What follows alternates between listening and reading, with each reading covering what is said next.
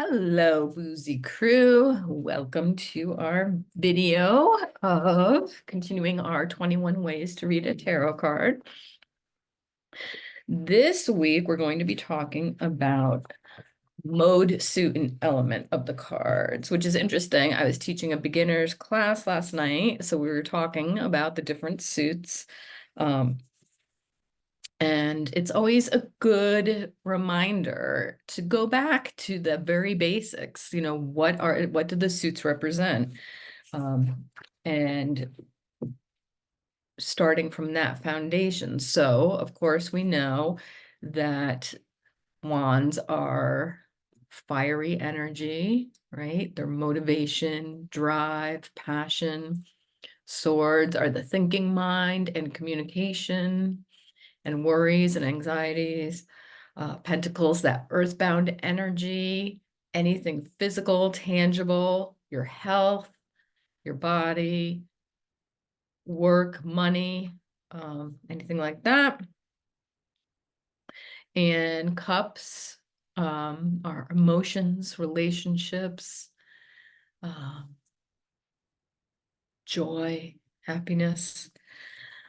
So it's always good to just remind ourselves of the very basics of the suits.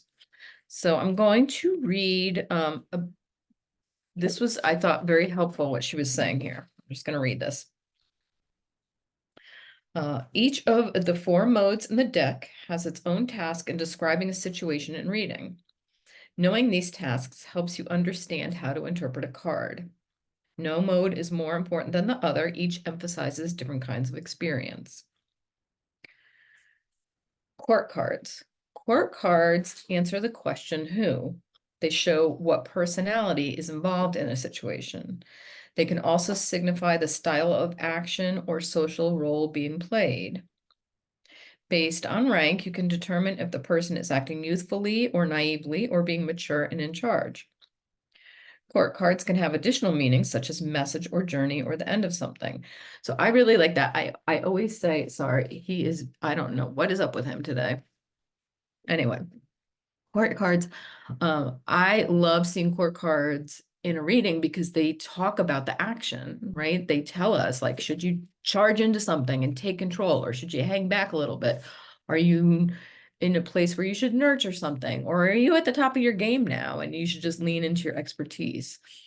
Court cards really trip people up. I was on a tarot forum the other day, and this woman said that she was about to give up on tarot reading forever because she just could not understand the court cards.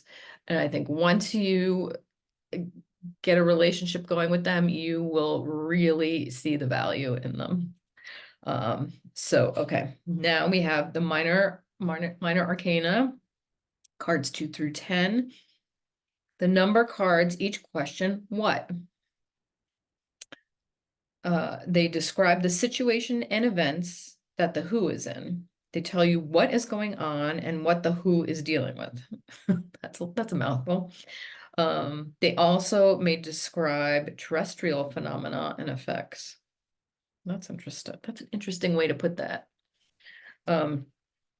So those minor cards, right? They just answer what? What's going on? What are we doing?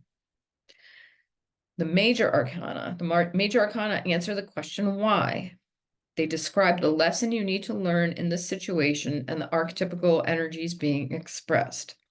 They tell you why the who is in the what. The major arcana represent principles, laws, archetypes, and psycho-spiritual needs.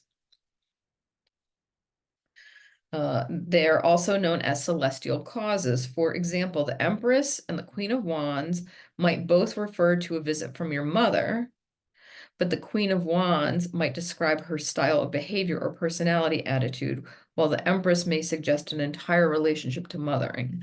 So that's a lot. That's some deep shit there.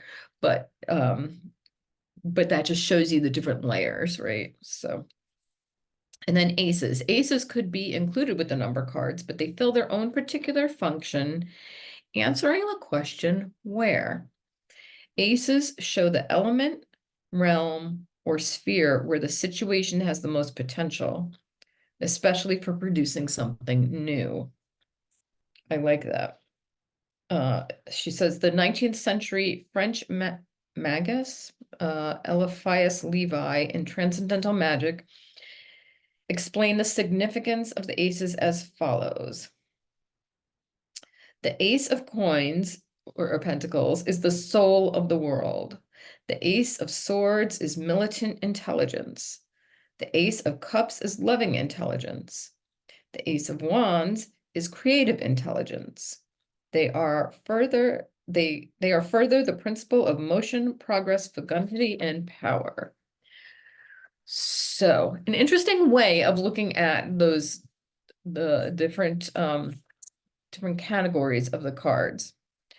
So for your activity, she suggests looking at the suits and picking out. I'm telling you, something is up. Picking out, stop. Looking at the suits and picking out keywords for the cards. I'm going to attach a sheet with some examples that maybe you respond to, or come up with your own, right? You are the reader. It's what you relate to with these cards. All right. And I think that's it. I'm just checking. Yeah, I think we'll just do that. So make up a list of wands, pentacles, cups, swords, and think of different words that correspond with those words that you're going to relate to that. So when you pull that card, you just automatically know. And share your words. We want to hear your words. All right. Have a great day.